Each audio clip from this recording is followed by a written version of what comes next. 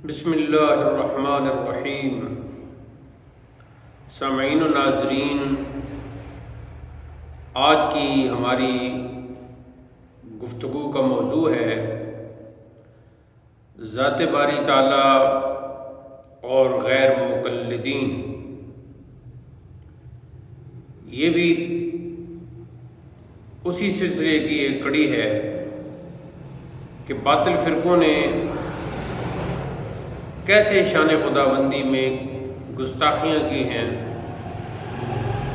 کس قدر جہالت پر مبنی عقیدہ توحید بیان کیا ہے۔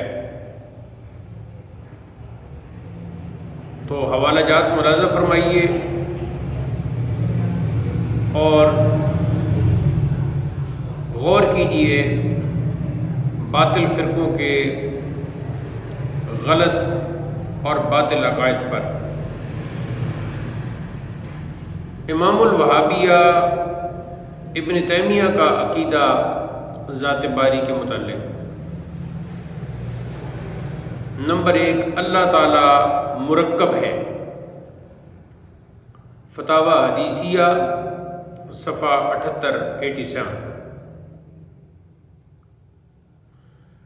نمبر 2، اللہ کی ذات ایسی ہی محتاج ہے جیسے کل جز کا محتاج، استغفر اللہ، فتاوی حدیثیہ صفحہ 87۔ نمبر 3، اللہ تعالیٰ کے لیے جسم ہے، جہت ہے، اور ایک جہت اور مکان سے دوسری جہت اور مکان کی طرف منتقل ہوتا رہتا ہے، فتاوی حدیثیہ صفحہ 87 اور البصائر صفحہ 157۔ نمبر 4، ان رب تعالی علی مقدار العرش لا اصغر ولا اکبر، فتاوی حدیثیہ صفحہ 87، البصائر صفحہ 153۔ اس عربی عبارت کا ترجمہ یہ ہے کہ بے شک رب تعالی عرش کے برابر ہے، علی مقدار العرش، عرش کے برابر ہے، لا اصغر ولا اکبر، نہ بڑا نہ چھوٹا۔ تو یہ 4 حوالے ہم نے پیش کیے ہیں امام الوہابیہ ابن تیمیہ کے۔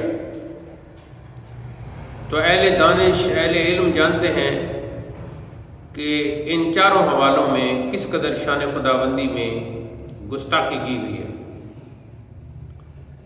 آگے جی، غیر مقلدین میں سے ابن قیم کا عقیدہ: وَزَعَمْتُ أَنَّ اللَّهَ فَوْقَ الْعَرْشِ وَالْكُرْسِيِّ حَقًّا فَوْقَهُ الْقَدْمَانِ۔ یہ دراصل قصیدہ نونیہ ہے اور اس کا شعر ہے: وَزَعَمْتُ أَنَّ اللَّهَ فَوْقَ الْعَرْشِ وَالْكُرْسِيِّ حَقًّا فَوْقَهُ الْقَدْمَانِ، کہ میرا عقیدہ ہے، وَزَعَمْتُ کا یہ معنی میرا عقیدہ ہے، یعنی میں کہتا ہوں کہ اللہ تعالیٰ عرش و کرسی پر موجود ہے، یقیناً دونوں قدم اللہ کے کرسی پر رکھے ہیں۔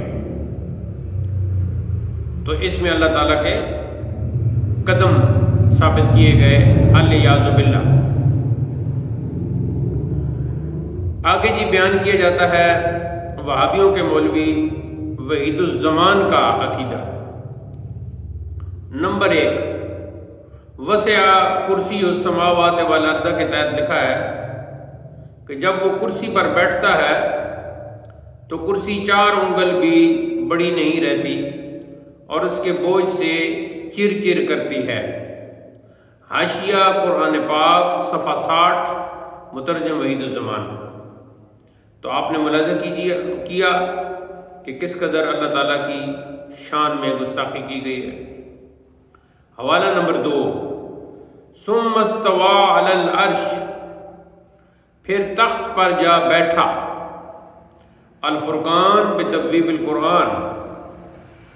اب یہ جو 2 عبارتیں ہیں اور اوپر والی سب عبارتوں کو اگر رکھا جائے، یعنی ابن تیمیہ کی عبارت اور ابن قیم کی عبارت اور وحید الزمان کی یہ دو عبارتیں،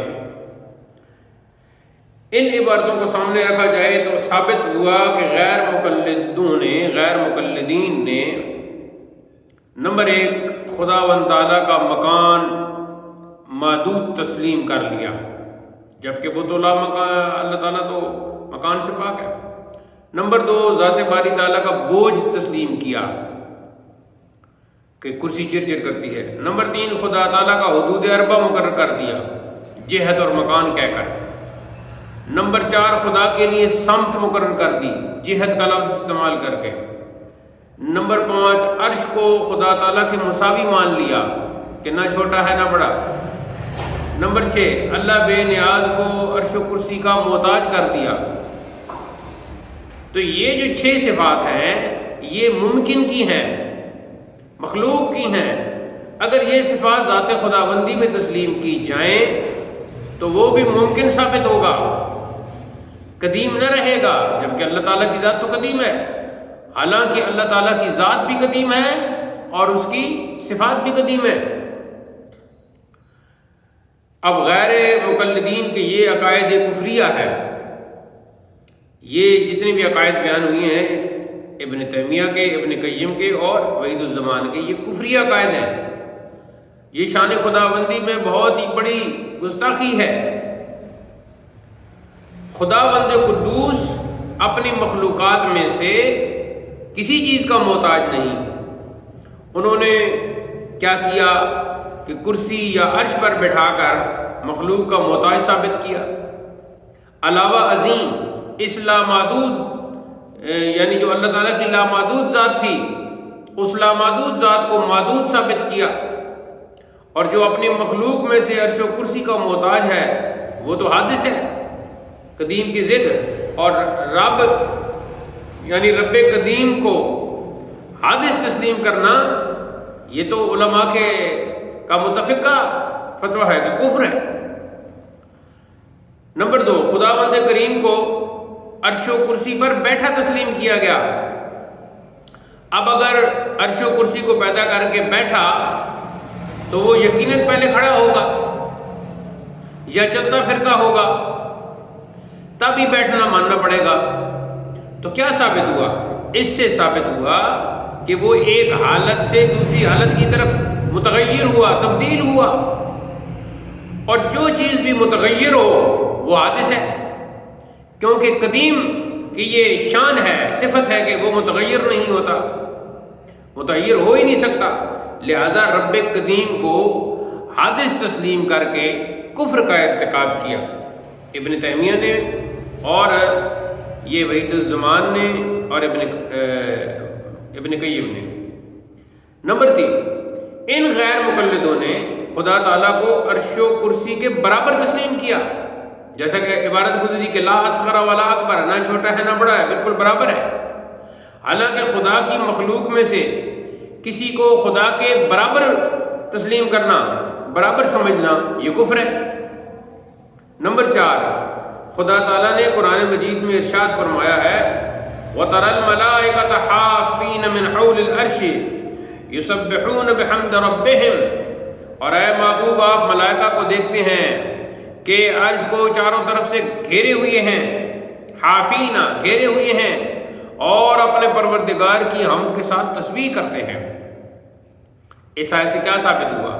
اس آیت سے ثابت ہوا کہ فرشتوں نے عرش کو اپنے گھیرے میں لیا ہوا ہے، یعنی عرش معلیٰ کو ملائکہ جو ہیں وہ محیط ہیں، اس کو گھیرے میں لیا ہوا ہے، اور عرش معلیٰ محاط ہے جس کو گھیرے میں لیا گیا ہے، اور غیر مقلدوں نے اللہ کو عرش اور کرسی پر بیٹھا ہوا لکھا ہے۔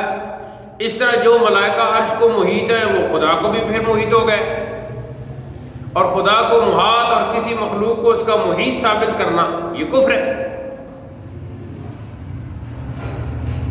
اب ایک اور حوالہ، اور اس سلسلے کا یہ جو موضوع تھا ہمارا غیر مقلدوں کی شان خداوندی میں گستاخیاں، تو اس میں آخری حوالہ ہے جی اسماعیل دہلوی کا، شاہ اسماعیل دہلوی۔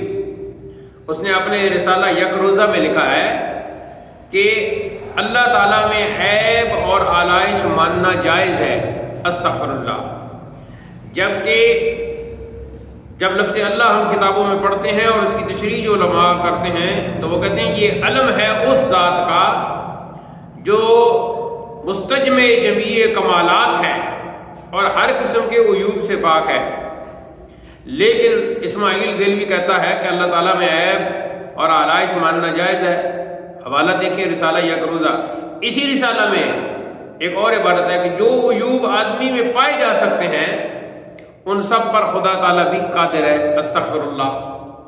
تو یہ ہم نے جی حوالے آپ کے سامنے پیش کیے ہیں اور ان پر مختصر تبصرہ کیا ہے۔ آپ خود اندازہ کریں کہ یہ غیر مقلدین کس قدر جاہل ہیں اور پھر اپنی جہالت کی بنا پر، جہالت کی اساس پر انہوں نے کس قدر شان خدا بندی میں گستاخیاں کی ہیں۔ اللہ تعالیٰ ایسے گستاخوں سے مسلمانوں اور مومنوں کو بچائے۔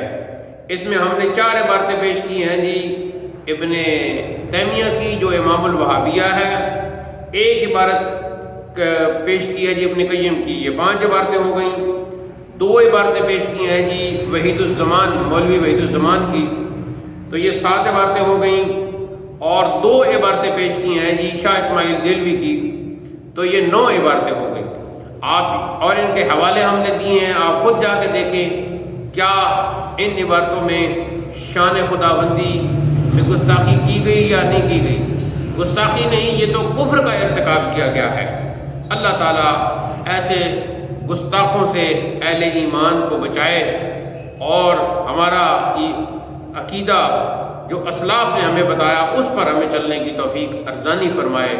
وآخر دعوانا ان الحمد للہ رب العالمین۔